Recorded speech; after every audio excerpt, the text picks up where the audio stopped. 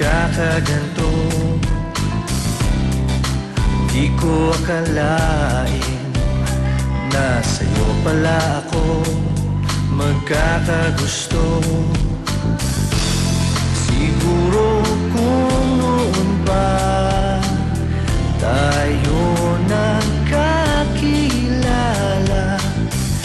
ngayon ay akin ka na, at di na siya ang iyong kasama. Ang puso ko'y para sa'yo lamang. Ang buhay ko'y iaalay sa'yo lamang.